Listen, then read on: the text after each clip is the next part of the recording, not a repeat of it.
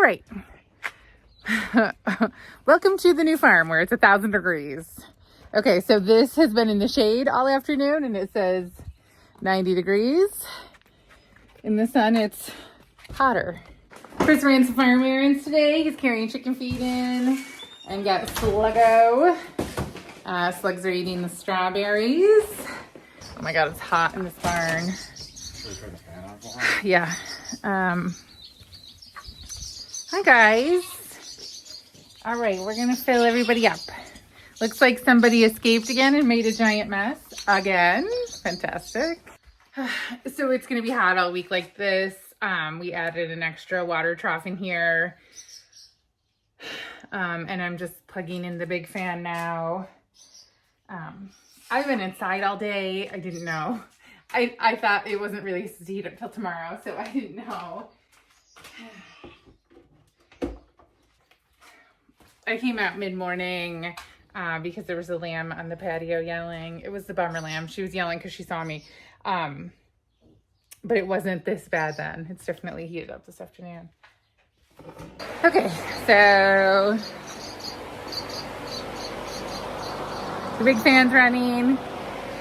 And I topped up the creep pen on everything, mineral, crysted water, and feed. And I also widened the openings here in this creep gate, and I raised the middle bar.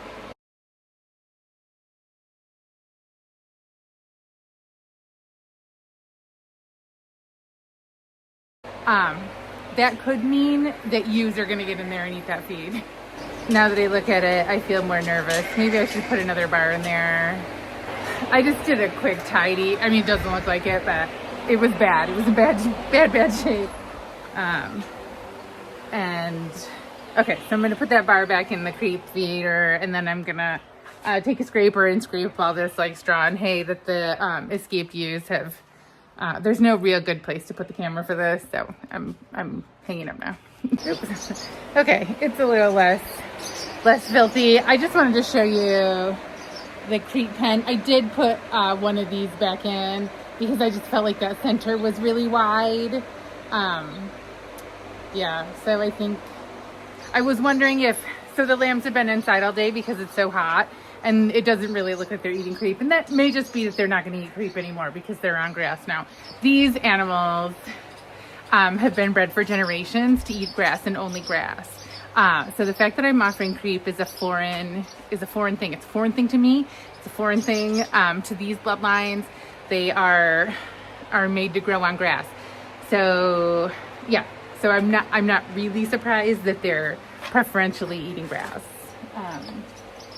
And actually, I'm very pleased by it. I think I said before that we've never fed creep and that I was only trying it this year as an experiment to see whether we could wean our bottle babies sooner. Yeah, so this whole thing is an experiment. Everything I do in my whole life is experiment. Chris is already out here feeding the ram and his buddies. I parked the tractor without taking the mower off. So the door won't close. I still have a few more acres to mow before this first round of clipping is complete. I'm not sure if I'll get to that before we leave on vacation. In fact, I'm guessing I won't unless something gets canceled. Here I am in the ill-advised garden project that we never should have tried to tackle right now. I just have such a weakness. If somebody says they'll come and bring me stone, I'm like, oh yeah, we can fit that project in. We can't fit this project in. At the old farm, we did attempt the beer in a shallow pan trick for slugs when I still lived under the delusion that I'd be able to grow hot peppers at the elevation we were at. I picked one for you. Do you want it? Yes, please. I didn't find it terribly successful. So I got Sluggo. What are you gonna do? There is something really exciting out here that we happened upon after I stopped filming yesterday. No news on the horseradish. No news on the blackberries. We've got plenty of beautiful berries on the black currants. Look at those. Gorgeous. Gorgeous. Okay, here is the somewhat less exciting thing, but still pretty exciting, and those are red currants. So we planted 10 of each, 10 black, 10 red. And then here's the gooseberry. The gooseberry that we felt sure was dead has tiny baby leaves. The other one, so far, it's a no-go. I did give that other gooseberry kind of a talking to yesterday about how successful its sister is.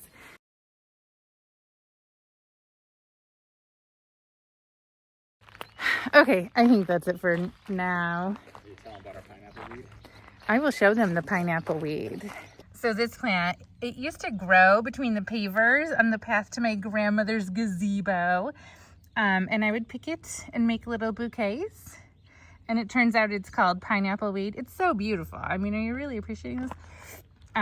It's called pineapple weed because when you crush these flowers, it smells like pineapple. But it's a wild chamomile. And it's an edible thing. And you can make it into a tea. So we might try that. Look, we have quite a crop here. It does seem to grow like in these verges like this. It seems to like a rocky foothold. I think it's our new farm business, pineapple weed. It's a lot easier than everything else. Good morning. I got a new t-shirt. It makes me look like a little boy. I'm on my way to the playground now. Okay, but for real, it is Tuesday morning, about 8:30. I am just running out to the barn quick to turn off the drip irrigation. It's going to be hot today. I think like 94 is the projected high, with heat indexes higher than that, obviously in the 100s. So actually, like, the way it's forecasted is that tomorrow and Thursday are supposed to be the bad days, but yesterday and today have obviously been super hot. I'm getting in the Ranger. I don't need this to drive to the barn, but I want to bring some water out to one of the new apple trees because it's not on the, I haven't run irrigation lines to that tree yet, so it's doing great, but I just want to make sure we keep it that way. So the drip irrigation is currently fed by this hose that comes out of the milkroom window and then connects to this hose reel, which then goes up and connects to the end of the drip irrigation system. There's a hose manifold here, so this goes to drip irrigation. This is for filling buckets right here. This goes into the barn. Well, this goes to this, which is what we use to water inside the barn, and then this one goes and feeds the sink. So I'm turning off drip irrigation. Since I'm in here, I'm gonna just peek at the ladies. Hi, everybody. Hello. So they're all clumped together right here because of the fan. So yeah, everybody's just in here trying to get out of the heat.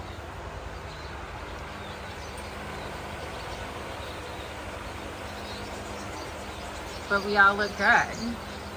Here's my bummer lamb. Hi. Hi. Hi. There she is. I'm just talking like a fool and not recording. I was just saying that Chris had a ton of chores to do this morning, and I feel I just drank a beet juice. So if my teeth have a pink cast, that is why.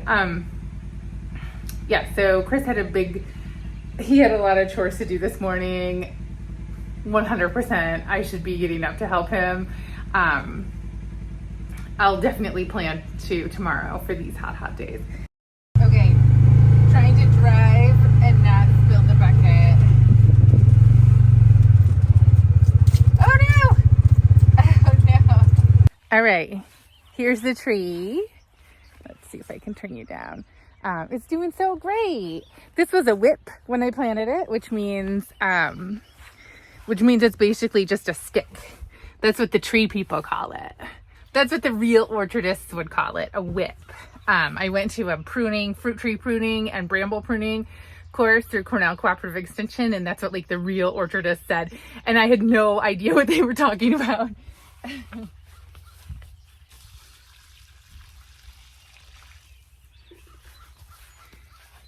Fortunately, I'm very familiar with not knowing what the hell is going on, so it didn't bother me. Okay, I'm gonna head. I'm just gonna head back now. Oof. The guy who owned this before us kept it like totally pristine. And then it came to work on a farm where it's just like, I already hit a fence post with it and made a big scrape. The scrape was only in plastic, not in like the fancy silver part, so no big deal. Things don't usually leave here. That sounded ominous. Here's you get a good view of the like really beautiful plastic lattice here. That's something that we'd like to change at some point. But it's on the list with like 20,000 other things. Okay, I just came to the barn to check water and fill it before I go to my appointment, and look what I found. This group of ne'er-do-wells out here knocking shit over. Jerks. So both waters are low. I don't think the lambs can reach it when it's that low, so I'm topping them up. I think I fixed their wagons. They make a mess out here. I mean, I know what you're thinking. It's already messy. I put that trash can there. I don't think they can push it out because I had to lift it over to get it in there. Anyway, so it's about 2:30. It's about 88 degrees.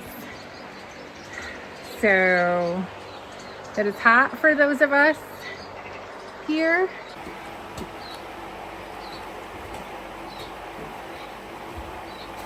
Are you thirsty? Oh, this is that one.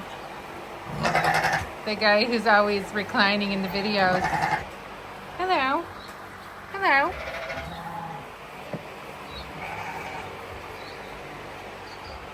Look at her.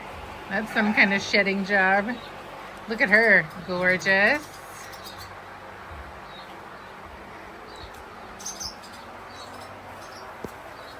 There's some good shedders over here. That's a nice one. That's a nice one. That's a nice, well, she's not quite as good. So I'm sure they want to drink, but they are afraid of the hose. Very afraid. I don't know why.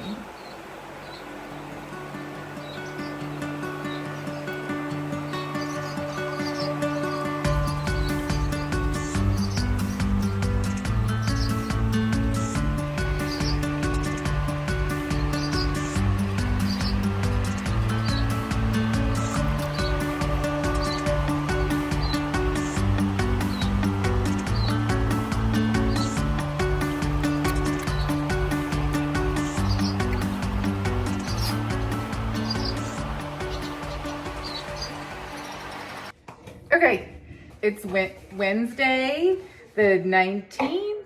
Correct. And it's evening. We just got in from evening chores. I didn't do any filming today. It's another hot, humid day. We're checking animals frequently, but we're not doing any cutesy nonsense outside. So we were just picking strawberries. We didn't bring a bowl, so we got this box out of the box pile, and I was just gonna weigh the strawberries here. So I have this container on the scale here. This is just from picking today. Oops. Chris picked, how much did you pick yesterday? 1 pound, 13.2 ounces. Yeah, so Chris picked almost 2 pounds yesterday. We are picking every day now. So we did get this strawberry, which is like the most beautiful strawberry the world has ever seen. So I think that these strawberries were 2-year-olds when we planted them last year. Last year we did get a small crop. I made something called rum top with all of the soft fruits we got here last year, strawberries and raspberries.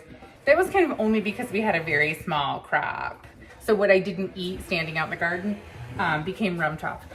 Rumtopf is a German, I assume, thing where you put the fruit.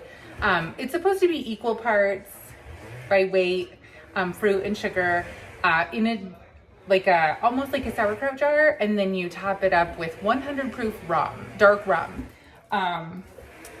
And you do that kind of throughout the season as the fruits come in. So that's why it kind of worked perfectly for us. And then it becomes like a very thick, syrupy fruit topping. And you can eat it over ice cream, or you can strain the fruit off and drink it. We strained the fruit off and drank it. We add it to, we added like a little smidge in the bottle of a glass of champagne. Bottom of a glass of champagne. Okay, so we got 2 pounds, 4.5 ounces today. They're so beautiful. I love strawberries. When I was a kid, like, you know how like when you're a kid, they're like, oh my God, this is your favorite food, and you don't really remember it, but it's like, oh, okay, well, that's plausible.